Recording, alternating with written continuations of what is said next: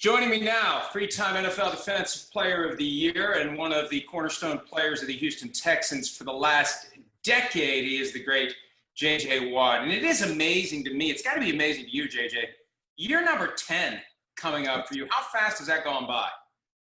It's pretty crazy, man. It's gone by fast for sure. You know, at the beginning of your career, they always tell you it flies by, it goes by in the blink of an eye. All the vets tell you all that. And you say, yeah.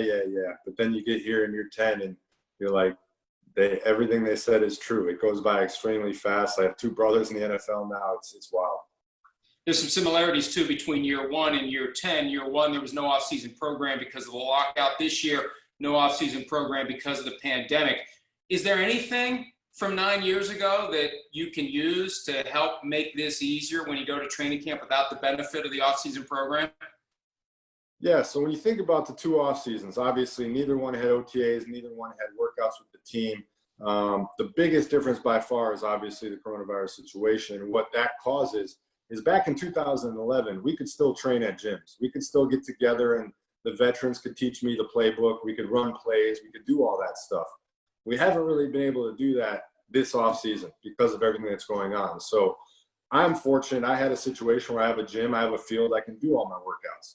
There are some guys who live in a one-bedroom apartment who the apartment building shut down the gym. They don't have a field to run on. So there's guys that are in different situations all throughout the league. So where in 2011, if you weren't training, it was kind of your own fault because you had access to everything. This year, it might be you're not training because you just didn't have access to it. So I think that's what we're having to deal with and trying to figure out this ramp-up period and what it's going to take to get guys ready for the regular season is. We got to first assess what everybody's been able to do and where their body's at because it's much different for every guy. And, JJ, that's a great point, too, because in 2011, injuries were up 25%, even with the ability to work out in gyms and work out in groups and work out on fields. This year, there's a greater risk of even higher injury rates if there isn't that break-in period that gets guys to where they would have been if they'd had the opportunity to work out. Right, and I think that's the biggest concern from the player's standpoint, besides the obvious health concerns of COVID itself, but the injury rate in figuring out where guys' bodies have been. Have they been running at full speed? Have they been cutting? Have they been making those high-impact, moves that you have to make to play the game of football, which is where a lot of those injuries come from. I mean, you look back to 2011 and some of those injuries, hamstring pulls, Achilles tears. Those are injuries that happen because you haven't been able to do what you need to do at that highest level. And so this year, with the circumstances we're at, we just want to make sure guys aren't put in a compromised situation purely because we want to start on the set date. American sports leagues have been trying to get back onto the field, the court, the gridiron, et cetera. Your wife's league, the NWSL, Chicago Red Stars, they've been playing. What have you gleaned from her about their experience playing games in the pandemic that could maybe be useful when it's time for you to get to work? Yeah, it's been a lot. It's been interesting for me to watch because she went back to training, a month and a half, 2 months ago, whatever it was. And she was in Chicago training and they were kind of self-quarantining themselves as they trained to make sure that they could go to practice every day and get their tests and things like that. And now they're out in Utah in their own bubble. And so they're basically all in one hotel. They're playing all their games at a facility with no fans and the facility's cleaned and everything's clean. So it's been really interesting for me to watch and it's been successful for them so far. They really haven't had any, knock on wood, they haven't had any outbreaks or any cases there. And I think that they've all been following it pretty well. Not necessarily to the most enjoyable set of circumstances for them. I mean, she's in a hotel room for, 18 hours out of the day when she's not training.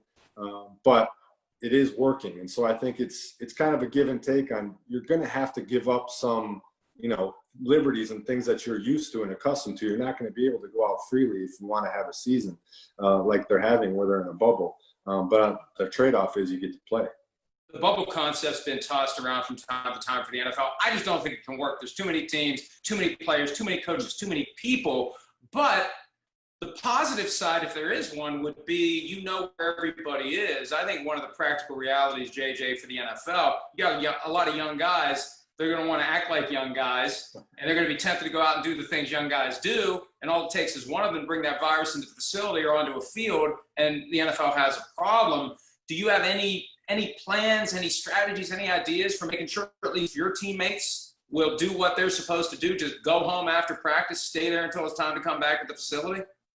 You know, I think that's kind of one thing that we're all looking at the NBA and the MLB to see how it goes for them. I mean, we have an opportunity where we don't start for a little while after they do. So we're got an opportunity to learn. And I think obviously we should be taking that opportunity to look and see what works for them, what doesn't work for them. Do guys follow along with every set of the protocols? Do the teams follow along with every set of the protocol?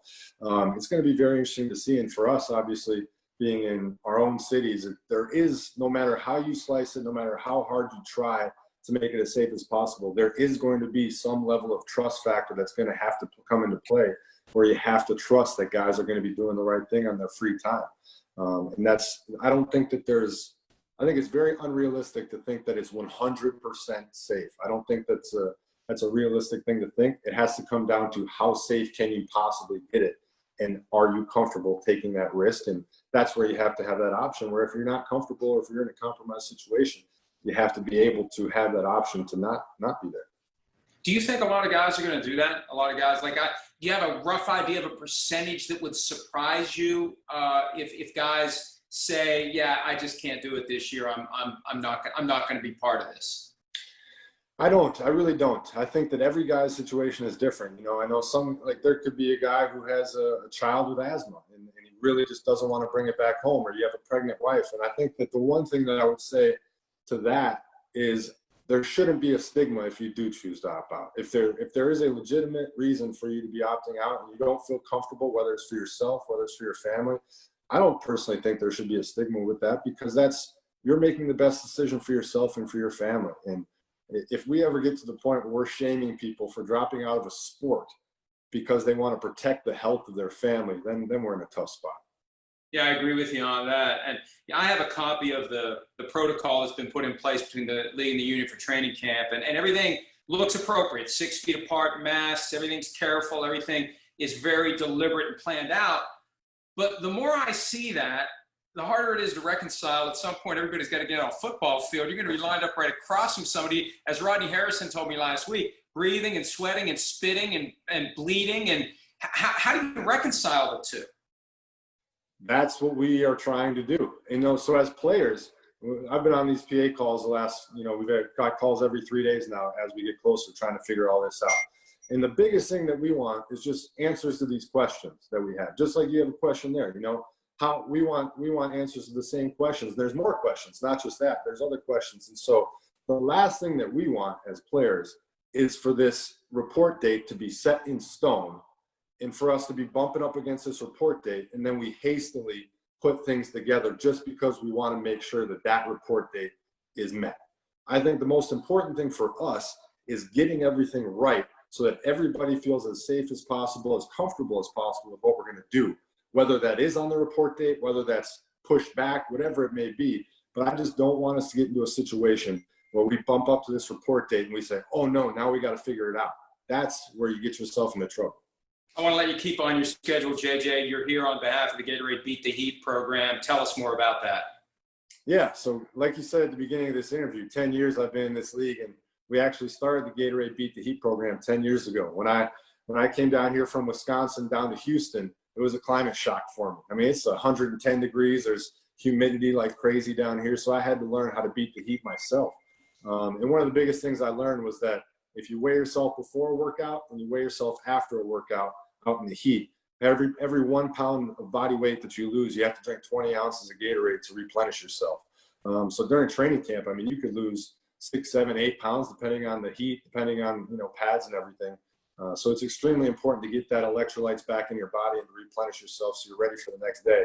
And this year, more than ever, it's going to be important because of how hot it is. We're training on our own, and now there's going to be many protocols in place. So Gatorade's been good to me, and they've always helped me beat the heat. So I'm just trying to pass on the message. I saw a tweet that you had about a month ago about the possibility of the face shield inside the face mask all the way down. That does not beat the heat, does it?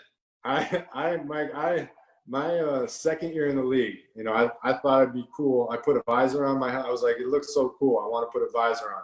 I had it on for about 3 periods of practice, and I said, take this sucker off. I'm going to die out here. I literally, just the face one. So now you're going to put something around my mouth, and you can keep that. If that comes into play, I don't think you're going to see me out there on the field. Well, hey, JJ, we wish you all the best. We hope football gets it all figured out. Hope to see you on the field this season. Look forward to talking to you again soon. Thanks. I appreciate it. Have a good one. All right. Take care, pal. Hi, I'm Mike Tirico, and thanks for watching. Make sure to hit subscribe for the latest news and highlights from NBC Sports.